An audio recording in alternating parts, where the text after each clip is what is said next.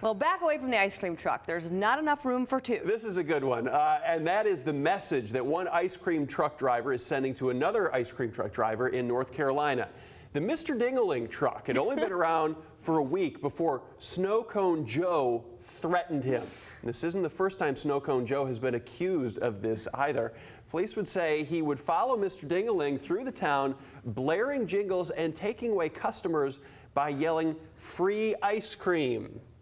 That was Snow Cone Joe. That was not Mr. Dingaling. Why would you name your ice cream? Why would you not? That's awesome. That was going to be my TV name till I found out it was already taken. And especially now that you're...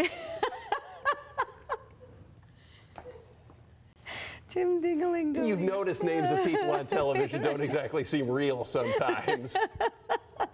Oh, that's good. That's a good one. There's always time to change it, by the way. Guilty. That was the verdict handed down to a man on trial for killing a local antique stealer. Yesterday, a jury convicted John Aguilar on 4 counts: open murder, felony murder, armed robbery, and first-degree home invasion. 74-year-old Robert Meadham was found dead in his home in Kalamazoo County last August after being beaten to death with a baseball bat. The jury previously found the other suspect, Antonio Livingston, guilty of first-degree murder back in February. 7 years old. 87. Hey. 87.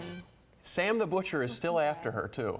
And she never gave in to him, did she? I think she did at some Probably point. chasing her with his walker. Oh, I know. They're so cute. Sweet. It's a great show. Yeah. Good show. And if you ever go to Hawaii and you get that little tiki statue, don't put it as a necklace. What was that? Was that one of the episodes? It was taboo. Remember, Greg was wearing it when he went surfing. Don't remember that. There's a glassy look in the eyes over here. She's going, what's Brady Bunch, right? I know it's Brady Bunch. And by the way, we have a news update. Carol, the director, is on Twitter. She Follow is. her. Follow her. Carol Armstrong. She's fun. All right, well, fun activities planned outside today for a lot of us. There's Have a family lot picnic going on. Yeah, you've got a picnic going on. I've got to put a dock in. What do you do? You got to golf? Got to feed the hogs. Got to do some sheetrocking or rip the shingles. I don't know. Go golfing No, I got a today. tea Got time. some sanding I got a to tea do. time. Tea time. Yeah. Perfect day to go golf. See ya.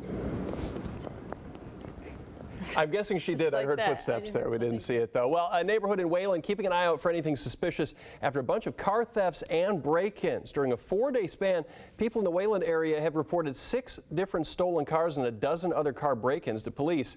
The thieves would commit the crimes at all times of the day. Michigan State Police say they all have one thing in common, though. Every car was unlocked, and all the cars that were stolen had the keys in them. Police say they arrested a suspect on a parole violation with a history of car thefts on Thursday. We developed a possible suspect, and we ended up arresting him on some other charges not related to the stolen vehicles.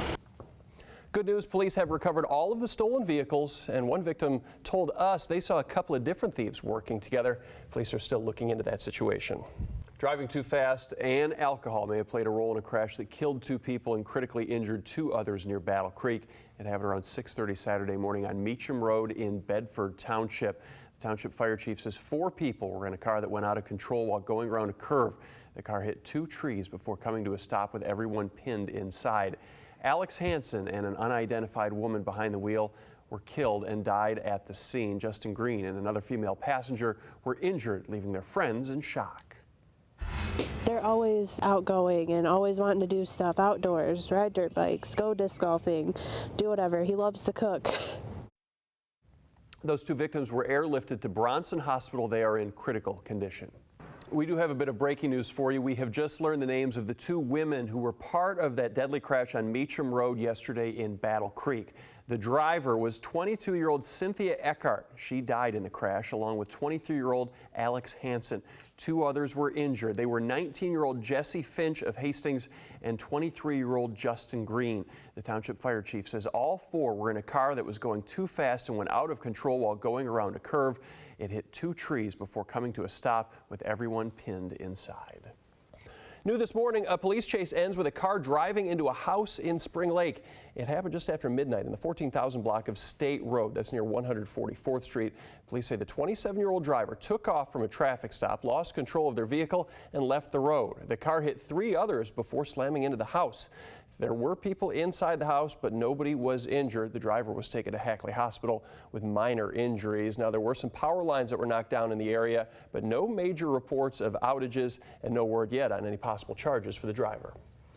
Comedy can be dangerous to do live because you either make the people laugh or you don't make them laugh. But improv, you don't have anything scripted. Right. So what is the key? You have to listen very well, right? You have to listen to what the other person is saying. For sure. One of the things that I always say, I'm doing one of the workshops on Saturday, and then some people from Chicago are coming in as well. And I got to think, not just people in comedy or not people who do what we do, if you're doing anything that involves public speaking, those workshops could really help you out if you have to address a crowd of people or something. It really does. It helps you stay, I think there's probably an improv book called In the Moment.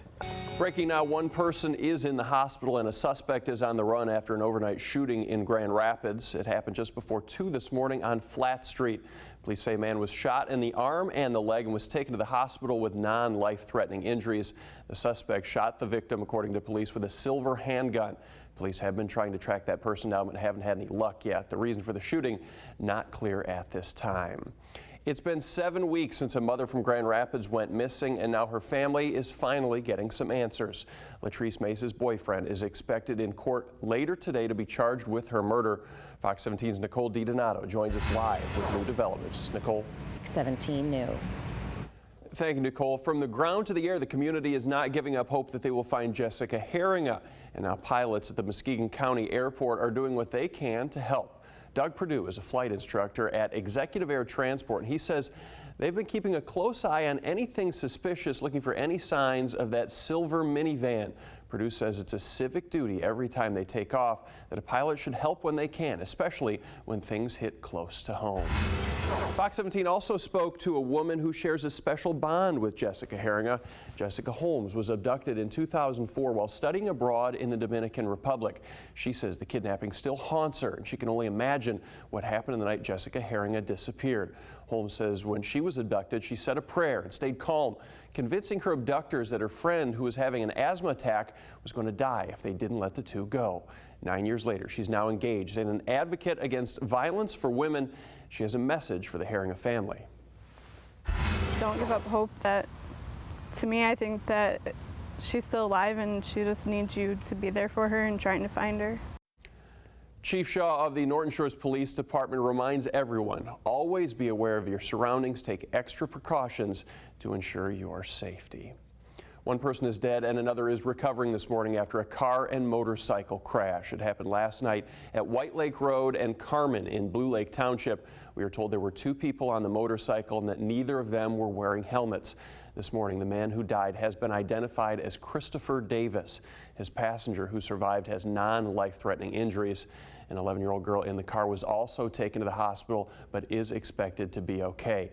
Speed, alcohol, and the use of narcotics are believed to be factors in this crash. Michigan State Police are investigating.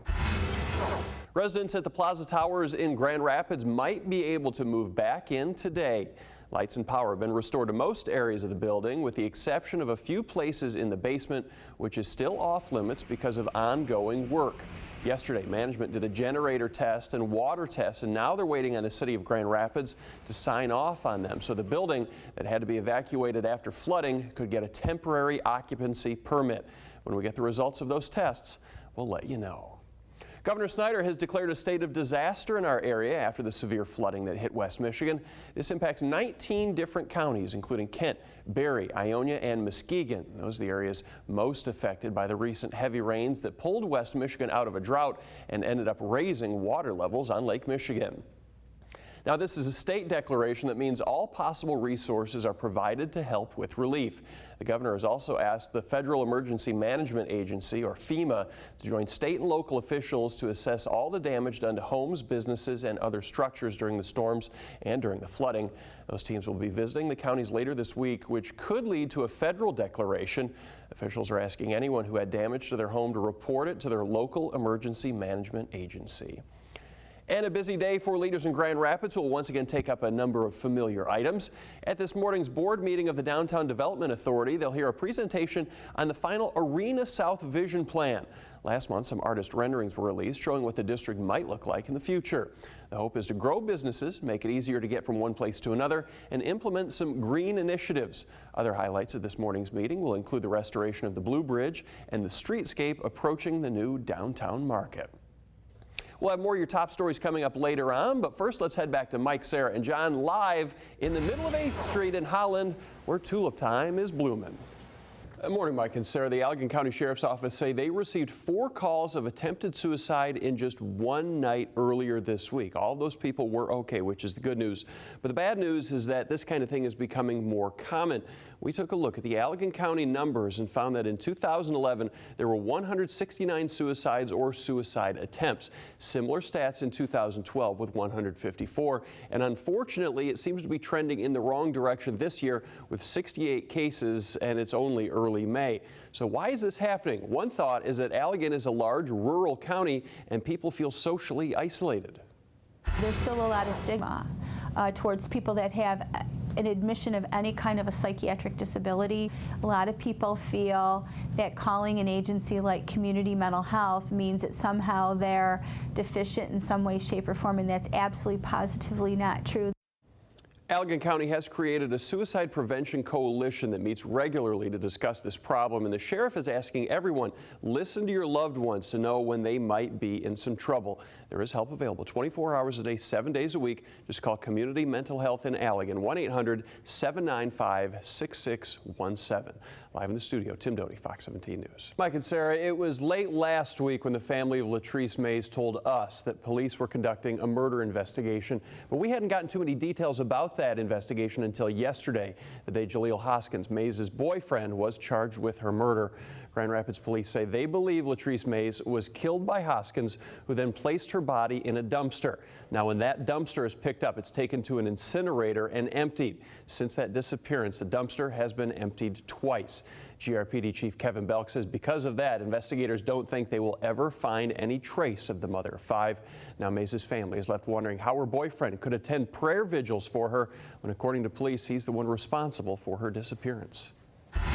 What did he act like over the last month or so? He acted like, he acted like he was feeling so bad, like, oh, I want to help find her, I want her back, and someone please find her, and, you know, like he was innocent, but on the other side, he acted quiet, like he was trying to scrape in details on what's going on and if somebody was getting close to him. There is another sad note to report. Court records show that police were called to the house that Mays and Jaleel Hoskins shared just 2 days before she disappeared. It was a domestic dispute, and officers asked her if she wanted to go to a shelter, but she said she didn't feel she was in any danger. Live in the studio, Tim Doty, Fox 17 News. Here's our Tim Doty. Good morning, Tim. Good morning, Mike and Sarah. They don't know Jessica Herringa, and they never met her family until she was abducted from that gas station in Norton Shores. But 2 local women have one mission: to bring Jessica Herringa home safe. Leah Conley and Carrie Mitchell are their names. They run the Find Jessica Herringa Facebook page. It currently has more than 12,000 likes. They organized a candlelight vigil last week, and they're launching a new campaign called One Mission, 100 Miles. The women have a goal of reaching everyone within 100 miles of that Norton Shores gas station. Both of them, they're moms. They each have 3 children. Leah actually works 2 jobs, but together they're working round the clock, updating that Facebook page and working to spread the word to bring Jessica home safely. There's so much hope that she is just somewhere, and it's just going to take the right person at the right time, and they're going to find her. And that's what I think about every night when I'm going to bed and every morning when I wake up. The pair have organized a fundraiser on Saturday. It's at the Little Brown Jug in Fruitport. They're going to have raffles, music, and food, and all donations go to support the search to find Jessica. For more information, look for this story at fox17online.com. Live in the studio, Tim Doty, Fox 17 News.